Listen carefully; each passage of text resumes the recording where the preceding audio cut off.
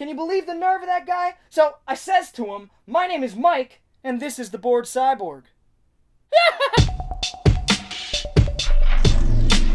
Welcome back to yet another episode of What's in the Bag, which is a series where I go over the DVD, Blu-ray, and VHSs that I've picked up over the last few weeks to a month out at thrift stores and pawn shops and flea markets and yard sales, and kind of go over them one by one and discuss each one briefly, give my thoughts about them and why they're now in the collection. So let's dig right in, shall we? First one up is a blind buy that I picked up called Criminal on Blu-ray. Pick this one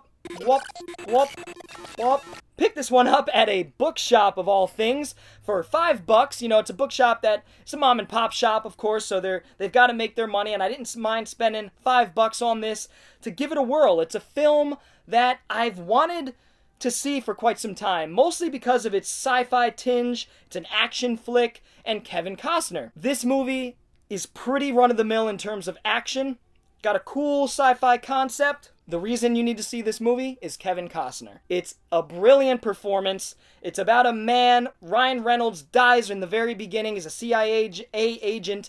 They have this technology from this reclusive doctor, Tommy Lee Jones plays him, and they have this technology where they can transfer memories into another person's mind. In this case, Ryan Reynolds' character has some imperative information that the CIA needs. Of course, they pick a death row inmate, or at least somebody who's in jail for life, and that is Jericho. I forget the guy's name. Jericho or Jericho something, played by Kevin Costner in a great performance, a wonderful arc. I can't talk about his performance enough. Well, in fact, I do in my review coming up. So that's all I'll say about Criminal. Pretty good movie. Average, if it wasn't for Kevin Costner, but Kevin Costner's performance sort of bumps it up to a 3-star film for me, 3 out of 5. So, Criminal, pretty cool flick, totally worth it if you're a Costner fan, which I admittedly am. Criminal. Next one up is the last Blu-ray, one of 2 Blu-rays I've picked up recently. That's a Darren Aronofsky film. Big fan of Darren Aronofsky's work. Black Swan, Requiem for a Dream, Pi, Mother is my favorite of his, one of my favorite films of all time. Noah blew me away. I didn't think I was going to like this movie, but it is a secular take on a biblical epic, and it is just that. It's epic, it's got scale, great CG, it's got rock monsters, which I didn't expect. It is a fantasy sort of film, so it does have rock monsters, which look great. I believe they speak, too. It's been a while since I've seen it, but yeah, I think they speak as well. It's got Russell Crowe, who plays Noah, and his family. Obviously, everybody knows the story of Noah's Ark. It's an old story that goes back way before Noah's Ark. Aztec mythology, Mayan mythology, an old story about a giant flood that happened at some point in our history. This is the story of Noah's Ark, and it's done in a way like I've never seen it before, and I really dug the performances. I loved the scope of the story. It's moving, it's poignant, great CG. Some of the animal CG is a little wonky, but I'm glad they did CG and not real animals. Noah on Blu-ray, I had to pick this one up because I was a fan of it when I saw it months back, well, probably about a year ago now. And yeah, Noah, so check it out. Next up is a film that is out of my wheelhouse. It's a musical starring Robert De Niro and Liza Minnelli. Reason I picked it up is simple. Martin Scorsese. It is one of his early films from the late 70s, mid to late 70s. When was this one made?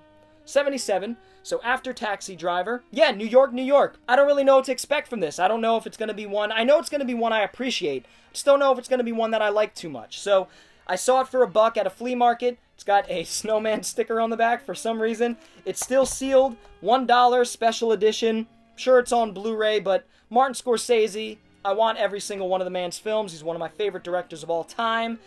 Gotta check out New York, New York. So, cheer. Next one up. I'm a glutton for punishment. I saw Boogeyman in theaters in the mid-2000s when I was in high school with a group of friends, and it was a very forgettable film. We weren't fans of it. I wasn't a fan of it. Of course, I had to pick up the sequel when I ran into it at a pawn shop for $1. No, 50 cents. Which made it a little bit easier to swallow. Boogeyman 2. It's probably bad because the original's bad. There is a Boogeyman 3. Do I want it? Yeah, I do. Because I'm a completionist and I'm a glutton for punishment. So, that is Boogeyman 2. Next up is a film that I missed back in the day somehow. Growing up a hip-hop fan in the late 90s and the early 2000s, not sure how I missed this one, starring Ice Cube and Mike Epps. This is supposed to be a pretty fun. I've heard people like Rambo Raph, Matt, talk about this one, and I believe he enjoys it. I know it's an action comedy, all about the Benjamins, starring two people that I enjoy in film, assuming they have pretty good chemistry in this one. Who did this one? Kevin Bray. I don't know Kevin Bray. I don't know what he's done. But it's an action comedy flick, I would imagine in the vein of Bad Boys.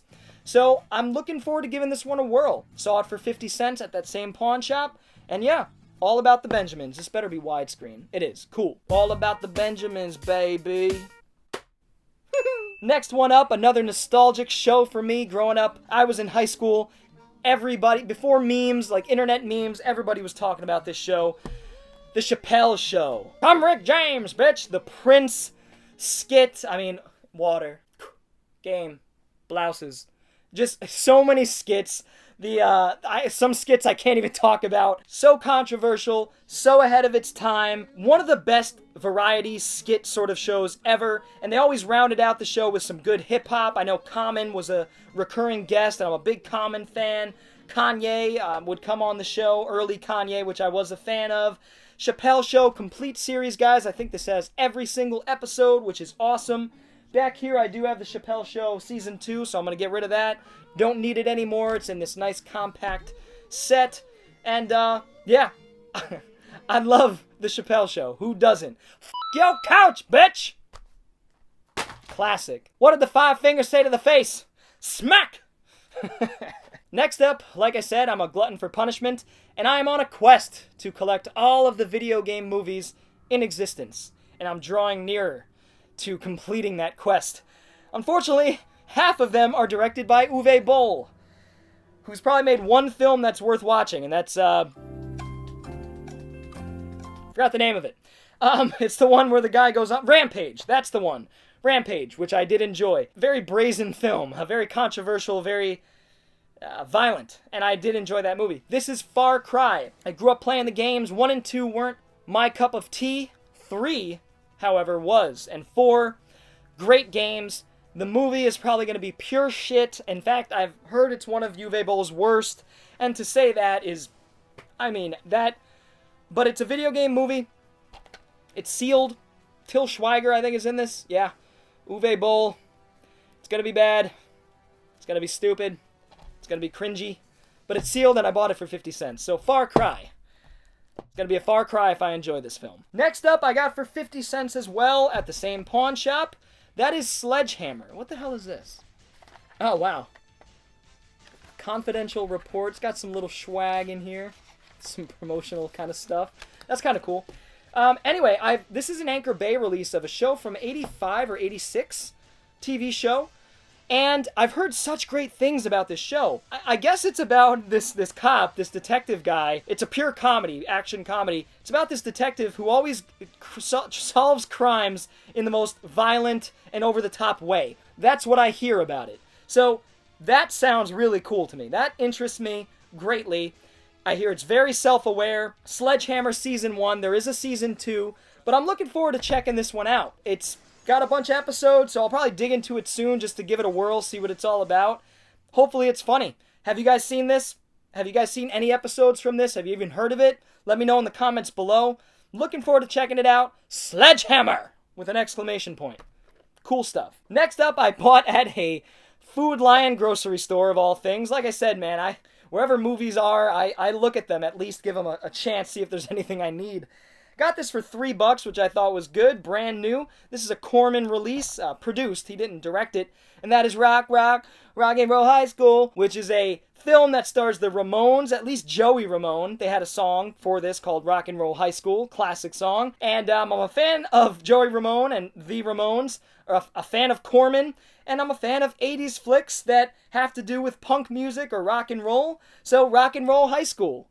It's got some great 80s artwork there. Always reminds me of like Animal House, and got a bunch of special features. So yeah, music from Fleetwood Mac, Alice Cooper, Devo. I like those bands, especially Devo. And Vincent Van Patten. I know that name. What was he in? I'll put it right here. Rock and Roll High School. Looking forward to checking this out. Coming down to the wire here, a few left. Got this one for 50 cents as well at the same pawn shop. That is Stakeland. I'm sure this one is on DVD. When I watched this years ago, it's a post-apocalyptic zombie flick that takes itself a little too seriously for my taste, but I still enjoyed the craft that went into it. It's got a great kick-ass main character here. I remember him leaving an impression. It was a really good character, and he played him really well. So, Stakeland, I want to check it out again. I think this got a sequel a few years ago, actually. Yeah, I think it got a sequel to Stakeland 2 a few years ago. So, give this one another whirl, add it to the horror collection. I didn't hate it the first time around. I just thought it was average, and I prefer my zombie apocalypse movies to be a bit more tongue-in-cheek. And this was very serious from what I remember. Maybe I missed something. So, go into it, 7 years later, maybe a decade later. When did this come out? 2010, so it's almost been a decade since I've seen it. Give it another fresh look, and see how it holds up. Stakeland. And as always, I save the best stuff for the last, or at least, in my opinion, the best stuff I've picked up. And that is, the first one up, Outer Limits. From the 90s. This is the show that began in, I believe, 95. And I grew up watching it. Sorry, hair everywhere. I grew up watching this with the family. This came out after X-Files. The X-Files lit the world on fire, and we got a whole bunch of shows like Millennium and Outer Limits came back with a vengeance. I remember really liking this show. Not as much as the 60s one. I grew up watching that with my father, and I have very fond memories of that show. It's still a great show. Holds up so well. I'm looking forward to checking this out to see how some of these episodes hold up. The Outer Limits is great. This is season 1. I've got the original Outer Limits back there, so just add into the collection. Looking forward to getting back into this. I got this for 50 cents, guys. I mean, shit, you can't go wrong. Got Robert Patrick here. Leonard Nimoy. Looking forward to reliving some of these memories, and nostalgia I know is going to hit me with some of the episodes. So, Outer Limits from 95, it's something I had to pick up, especially for 50 cents. Da-da-da-dum. Da-da-da-dum. Da-da-da-dum. Da-da-da-dum. Da-da-da-dum. The Addams Family. Everybody knows that tune. Everybody knows the Addams Family. I grew up with the 90s films by Barry Sonnenfeld. Yeah, I get mixed up with him and Levinson. I grew up with the 90s films and absolutely adore them. They still hold up remarkably well. Both of them, Addams Family and Addams Family Values. Love both of those movies. But I also grew up catching this show on, like, Nick at Night. Very fond memories of the original black and white show. Looking forward to revisiting this. Got this for, what, $1? Yep, $1 at the flea market. And, yeah, I mean, I had to pick this up. Volume 1. Wednesday Addams, Pugsley, Morticia, the whole family, Thing, The Hand, Cousin It. Just stuff that was way ahead of its time. The macabre humor, especially for the 60s. I mean, again, ahead of its time. Really cool show. Can't wait to see how it holds up. I'm so glad it's in black and white. They didn't have to shoot it in black and white in the 60s, but they did it for a very specific reason. Can't wait to watch some Addams Family in black and white with the lights turned low and a candle lit. It's getting weird. Addams Family. I just want to thank you for checking out my latest What's in the Bag episode. I'm dying to know what you guys think about some of the films that I've picked up. What have you picked up lately? What are some of your favorite movies in the ones I've talked about? Definitely leave that stuff in the comments below. I always love talking to you guys and getting a conversation sparked. If you enjoyed this video, feel free to give it a thumbs up. And if you're new to the channel and want to see more videos like it, go ahead and hit the subscribe button as well as the little bell for notifications. Anyway, guys, I will see you next time. Bored Cyborg out.